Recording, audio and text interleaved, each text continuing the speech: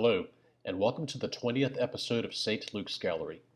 This episode is being recorded during Holy Week 2023, right before the Triduum gets underway. While looking through several options for this Holy Week, I thankfully came across this not-so-well-known treasure from the Renaissance painter and fresco artist Andrea Mantegna called Christ's Descent into Limbo. As we typically do, let's start with a brief bio on Andrea Mantegna. Self-portraits of Mantegna are very rare, but here is an unusual one called the grotesque self-portrait. Andrea Mantegna was born in 1431 in a small town within the Republic of Venice, to the son of a carpenter. At the age of 11, he became an apprentice of the Paduan painter Francesco Squarcione, an enthusiast for ancient Roman art who later adopted him. In 1448, he was awarded part of the commission for the frescoes of the chapel in the church of the Eremitaani in Padua. One of his best-known works of art is the Camera degli Sposi, which translates into the room of the bride and the groom, in the Palace Ducal of Mantua. His art and his attitude towards classical antiquity inspired many other notable artists, such as Giovanni Bellini and Albert Dürer. Andrea Mantegna died in 1506 in Mantua at the age of 75. As I've done with previous episodes, I'd like to start off with some other examples of art from Andrea Mantegna. Mantegna's works are predominantly Christian in theme, and I would suggest that you look him up online and see what all he created during his 75 years on Earth. I'm going to keep things focused here on Our Lord's Passion before we get to the main event. Here what we have is obviously the agony in the garden from the year 1455. There's a lot going on here, but if you've seen earlier episodes of St. Luke's Gallery, I've noted that much of the sacred art developed in centuries past was for visual catechism. Why? Because the population was largely illiterate, and in the days before the printing press was invented, only the very wealthy had access to books, including the Bible.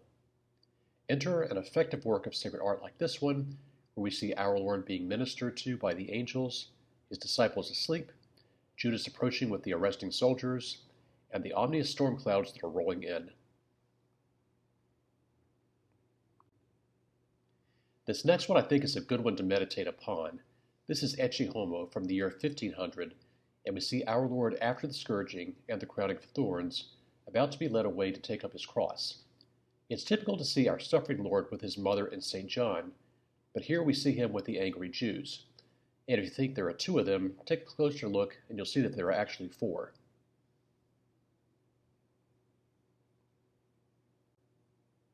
Among the many fine depictions of the crucifixion, I would rank Mantegna's in the upper echelon. Like the agony in the garden that we saw a little while ago, this is another visual catechism where we see our Lord crucified beside the two thieves, our Blessed Mother, depicted in black instead of the traditional blue, with the mourning holy women. The soldiers are casting lots, and if you look closely to the left of our Lord, and just behind the woman in blue, we see what I think is Longinus, the centurion who opened the wound in our Lord's side. Why do I think this is him? He's the only soldier with a spear who is looking up at our Lord while the others are indifferent to what's happening. Also, does the city and the mountain in the distance look familiar? Yes. It's the right side of the same scene we saw in the agony of the garden. A very nice touch by Mantegna, considering that there was at least a 2-year time span between these two paintings. And this is the Lamentation over the Dead Christ, which is one of Mantegna's more famous works. I think it's extremely powerful and it speaks for itself.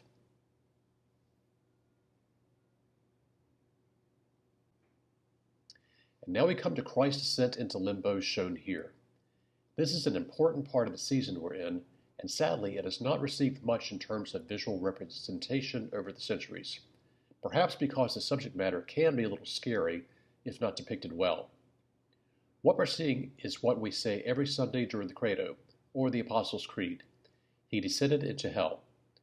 As we saw at the beginning of this episode, the Gospel of Matthew teaches us that immediately after Christ's death, the earth shook, there was darkness, the veil in the temple was torn in two, and many people rose from the dead. The Messiah had come, sacrificed himself, and was now conquering death by opening the gates of heaven to the holy souls who, since the death of Adam, had been in a state of limbo. It's important to note that despite the word hell, Christ did not descend into the hell of the damned. Mantegna painted Christ's descent into limbo in the year 1492 using tempera and gold on a wooden panel.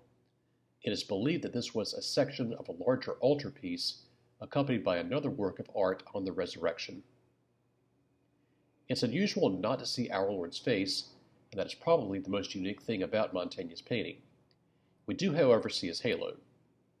Note that we do not see his hand, even though he is about to reach down and help the man in the center out of the state of limbo.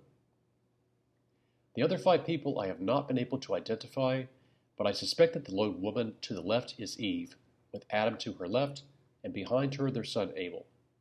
I'm going to guess that the man with the long beard to the right of our Lord is St. John the Baptist. Here's an earlier study that Mantegna did of the descent into limbo at the Art Institute of Chicago. It's a little different than the painting we just saw, but our Lord is in the same position. Here, I can verify that the characters on the right are indeed Adam, Eve, and Abel. And unlike what we saw in the painting, we see here in this etching 3 demons trying to distract our Lord unsuccessfully with their horns and their acrobatics.